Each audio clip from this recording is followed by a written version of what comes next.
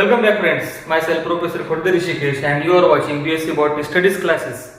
Here we are going to discuss the continued portion of plant physiology. Up till we have discussed many aspects with respect to the plant and water relationship.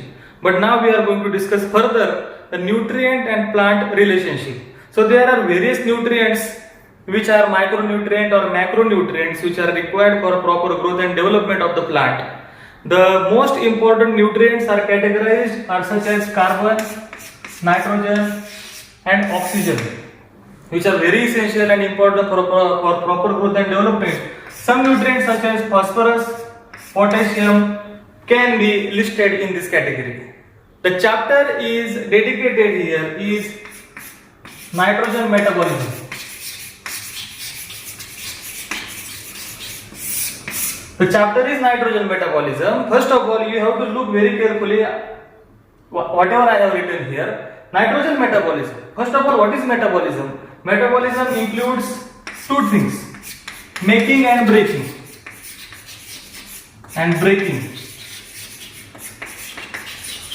That is something we call as a metabolism. Making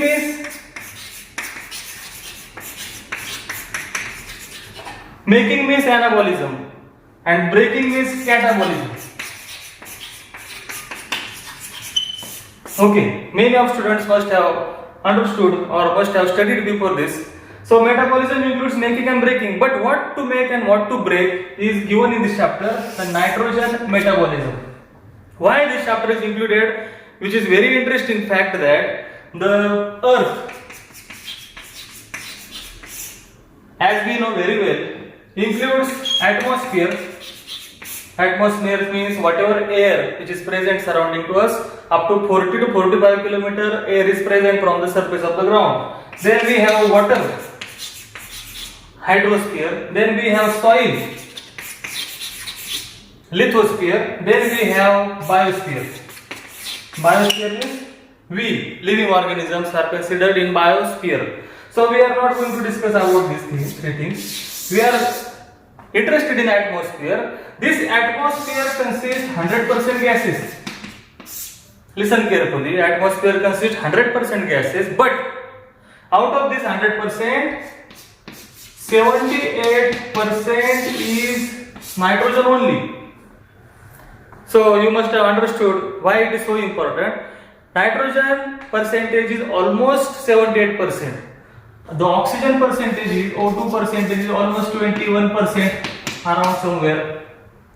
Rest of the gases remain in a remaining percentage. So 78% nitrogen is available, but still that nitrogen is not available or not ready to available directly to the plant. Plant cannot directly take that atmospheric nitrogen. So listen very carefully. If any plant want to develop in perfect way, it requires atmospheric nitrogen, but directly atmospheric nitrogen cannot be utilized by the plant directly. There are several reasons behind it. We are going to discuss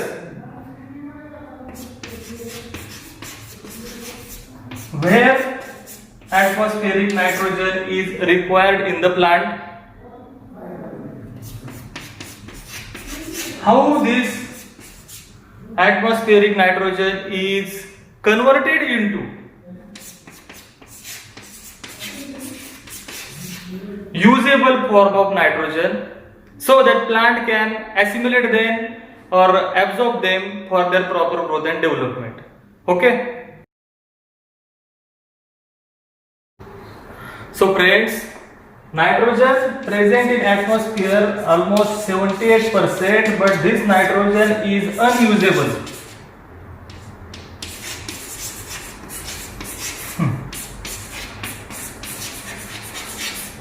This nitrogen is unusable for plants because plants directly cannot utilize this nitrogen because this nitrogen is present in its molecular state, that is, two nitrogen atoms are linked by 3 covalent bonds.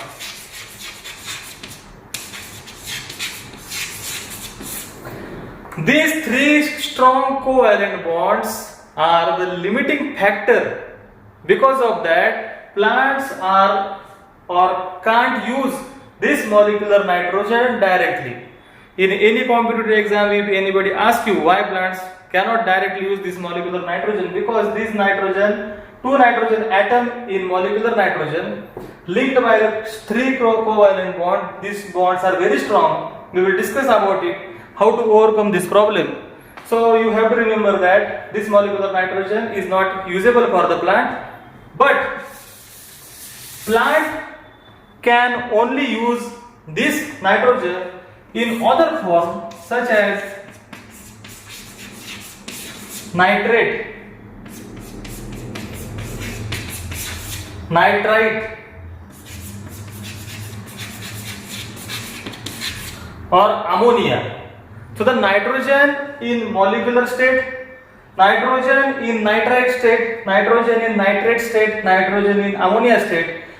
Nitrogen is everywhere, but the form of nitrogen is different. Plant cannot use this, but plant can use this. So the conversion of molecular nitrogen into these usable form. These are usable forms for plants. The conversion of this non-usable form into the usable form is known as nitrogen fixation. Conversion of non-usable form into the usable form is known as nitrogen fixation. Okay, so there are various processes available to convert this unusable form into the usable form. The processes or processes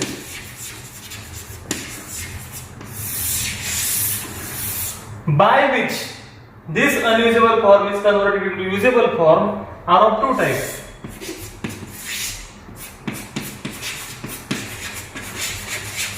Natural process and industrial process.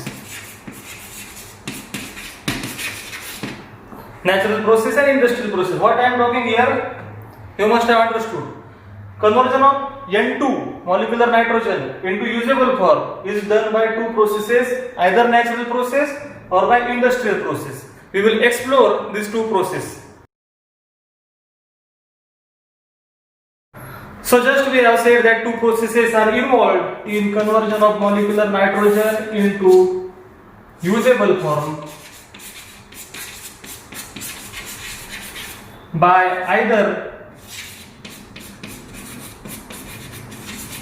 natural or by either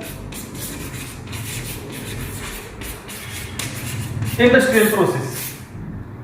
First we will discuss about industrial process. What this industrial process includes? The industrial process includes the large scale machinery, the machinery which involve especially high heat producing chamber, high pressure producing chamber. So why this heat and why this pressure is required? So please watch carefully.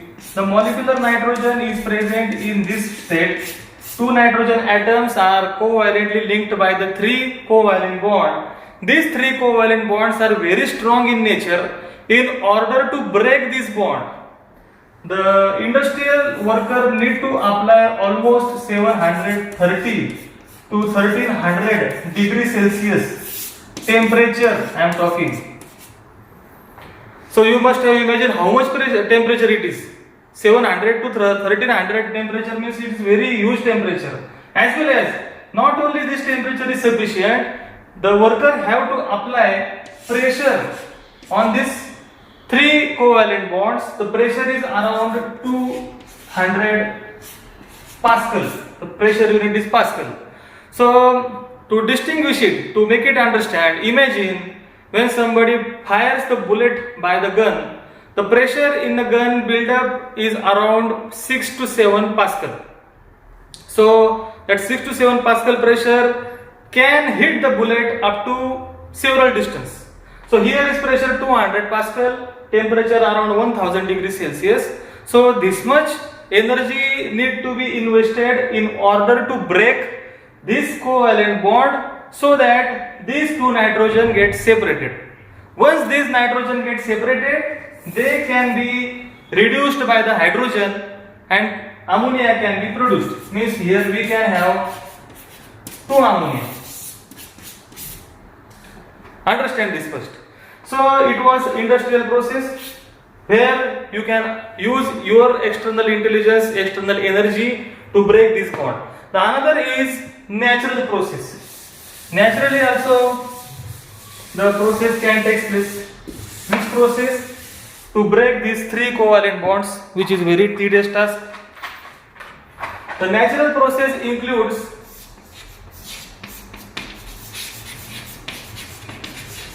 lightning, thunder. During rainy season, lightning takes place. During rainy season, we feel lightning is there, but generally lightning takes place in clouds. We generally do not notice it because it is very certain distance. But lightning is responsible. What lightning causes? When air in between this lightning area gets reduced. So it means the nitrogen atom which are present around this three covalent bond get breaks and ammonia formation takes place. We can say that the another natural process of nitrogen fixation is biological process. Third process is photochemical process, which is done by several bacteria or secretion which are done by the bacteria, but we will not discuss about it because it will create confusion. We will stick to the biological method of nitrogen fixation, which is a natural method of nitrogen fixation. First of all, nitrogen fixation means what? You must have understood that is conversion of a non-usable form into the usable form. So which is a non-usable form? Molecular nitrogen. Which are the usable forms? Nitrite, nitrate and ammonia. So this process takes place by industrial or natural method. In natural method we have biological method of nitrogen fixation, which we will discuss in our next lecture. Thank you for your time and don't forget to subscribe this channel.